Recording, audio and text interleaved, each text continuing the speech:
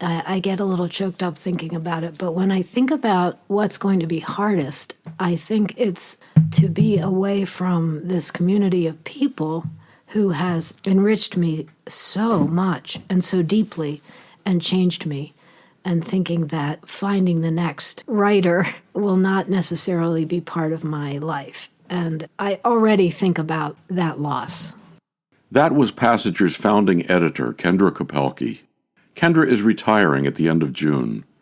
On this special edition of Burning Bright, Kendra will reflect on her 35 years of leading Passager. Before we go on, though, you may notice some bumping around in the background during this interview. You're hearing my dog chewing on her bone because she hears this conversation and she wants to get in on it. Ah. So why are you leaving Passager? Was it something we said? And why now? I'm leaving Passager partially because a couple of years ago, my life changed. My daughter in Boston, I'm in Baltimore, my daughter in Boston had twins. And that was thrilling and is thrilling. And so my life has been divided between Baltimore and Boston. And I really want to be a more full-time grandmother as much as I can be. So that began me thinking about needing more free time. Second, I want to have more time and more space in my head to do my own writing. I'm really looking forward to that. And finally, I'm confident that Passager will continue to develop in very good hands. We have a great board of directors. We have Roseanne Singer. Roseanne's been with Passager for 5 years now as assistant editor and will take over as editor-in-chief. Then there's Christine Draw. Christine's been with Passager for 10 years now and understands every aspect of running the organization. She'll become our executive director, and Mary Israel and John Shore will still be there doing all the things they do. So that's now. Let's go back to then. You started Passager 35 years ago in 1990. How'd you get into this business in the first place? Where'd Passager come from? Passager grew out of two things that came together. I was 27. I was looking for ways to teach creative writing, and I landed in a senior center in downtown Baltimore. And I was so taken by this experience of these 10, 15 people that were 70, 80, 90 years old. And at the same time, I was teaching a class at the University of Baltimore, and it was called The History of the Literary Magazine, of which I knew nothing. So I was learning right along with my students about the incredible power that a literary journal could have, the ways it could influence not only the writing itself, but also the community of writers surrounding it. Poetry Magazine, Little Magazine, these were from 1910. And I hadn't really paid much attention until then about the potential of a literary journal to actually change thinking about whatever. So I put those two ideas in my head, and I thought, wow, here's this creative writing class in a senior center that when I first thought about going in, everyone looked really old, and who knows what I thought was going on in their minds and imaginations. But then I was with them, and I couldn't believe the passion in that room. It was extraordinary, and the laughter and the sharing of stories. So I thought, man, maybe we could put together a literary journal that would make older voices public, that could collect these powerful voices and put it out into the arts community, not just pass it around the senior center as a stapled, back then you would have an end of semester staple everybody's poems together with a cover. But what if we made something beautiful and we put it out into the world? Wouldn't that change people's perceptions about older imagination the way it did mine? So that was the original question that I was really excited to explore. You said you studied and taught about literary journals, so you knew there were a lot of them out there. And you said Passenger would be different because of its focus on older writers. Anything else? We wanted the reader to not only encounter the poem or short story or essay by the writer, but we wanted the reader to encounter the writer too. That was critical to the early design of Passenger. The design of the original journal was different from a lot of literary magazines because literary magazines, at least the ones I knew and was sending my work out to, like the Georgia Review or Poetry, there was no pictures of the authors. There was no comment by the authors. In the back, there were contributors' notes that were generally just a short list of recent publications. That really didn't suit what I thought we wanted to do, which was not just to present the work, but also to introduce the writer. You know, these faces, old faces, and to me, remember, I was 27. So some of these, quote, old faces were 60. And, you know, I'm 68 now. So the way you view things changes as you get older. But I thought they were so beautiful. And could we link the face with the writing and also have them say something about growing older or how that had affected their imagination? And that was exactly what I was trying to understand is, you know, what happens to your imagination as you age? How does it change? And what kinds of things do you care about that maybe you didn't care about earlier? When it was originally published, it was black and white. It was much smaller, fewer pieces in it, and it was stapled. But the paper was beautiful. It was linen paper. And it was actually designed to be on a coffee table rather than a bookshelf because we envisioned it going out to doctors' offices and, you know, like waiting rooms. We thought it might be like a magazine that you could pick up while you're sitting, feeling very anxious and waiting for someone to call you in and do things to you you don't want them to do. 35 years later, Passenger still focuses on older writers. It still includes contributors' photos and bios, and it still stands out as a beautifully designed journal. That's how it's the same. How has it changed over the years? How has Passenger changed? I would use the word evolved. It's grown. It's grown from a journal to a press, and that's a really big change.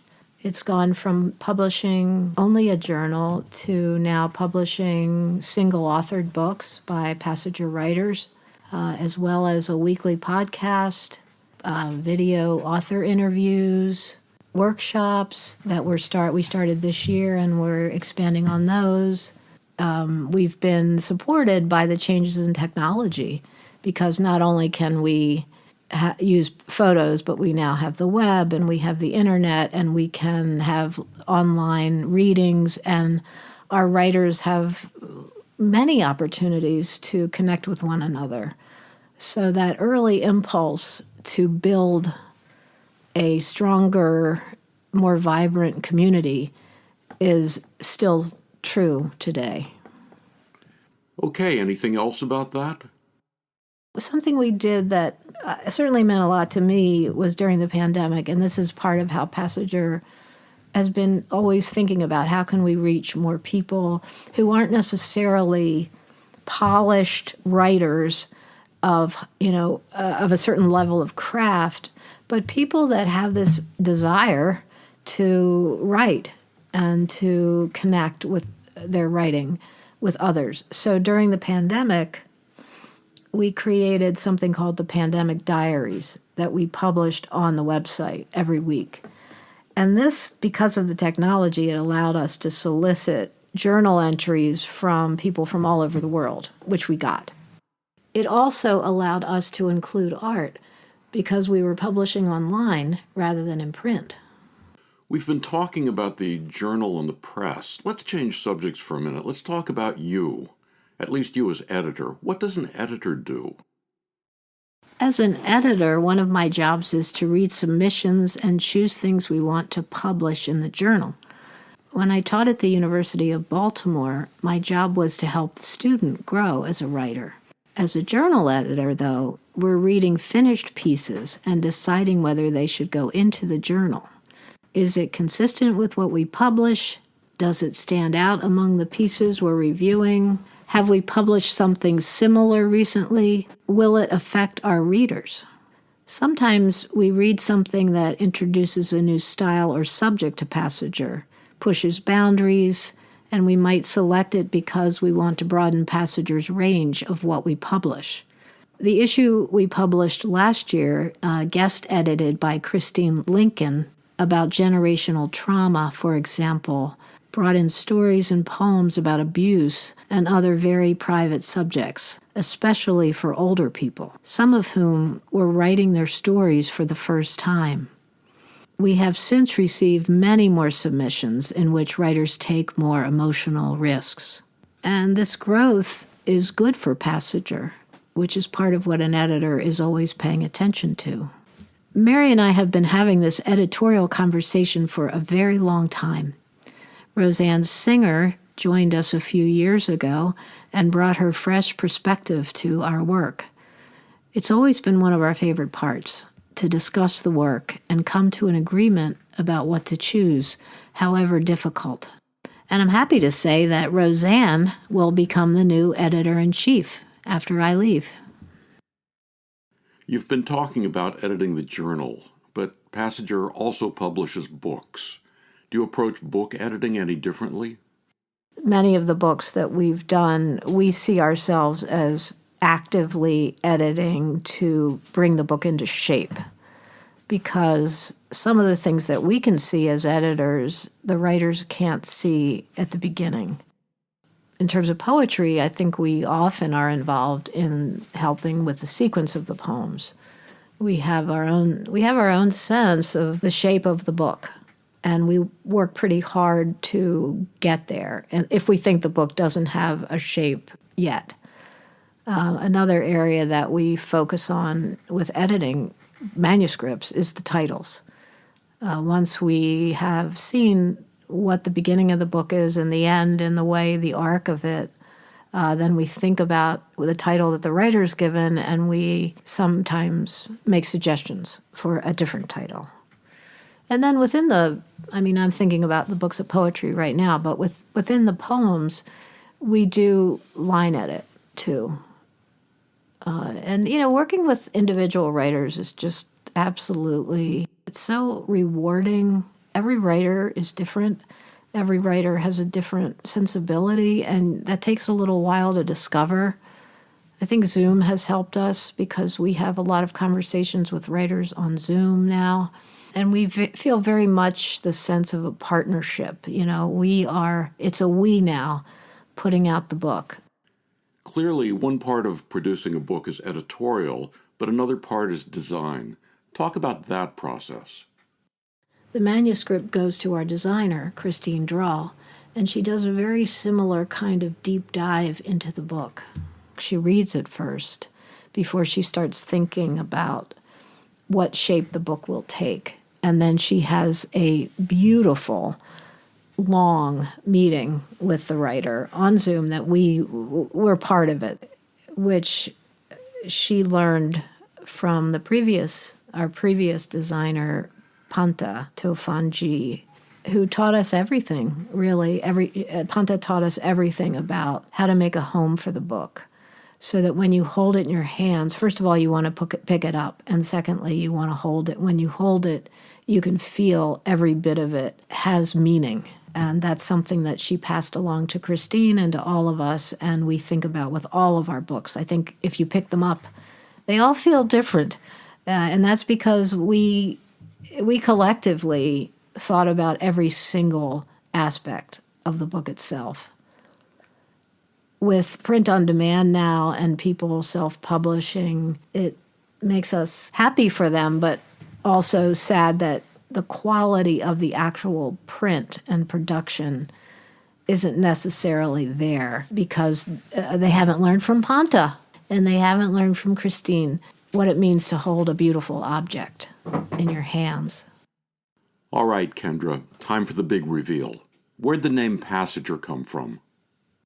Sally Darnowski, the early co-creator of Passager, Jane Keller and I made up the name. We were sitting in Jane's backyard, batting around this idea for this journal, and we thought about passages through life.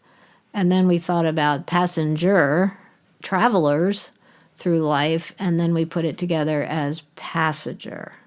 We thought it was great. It's been misspelled many, many times, just like my last name. Passengers is what most people call it, what a lot of people mistakenly call it, or passages.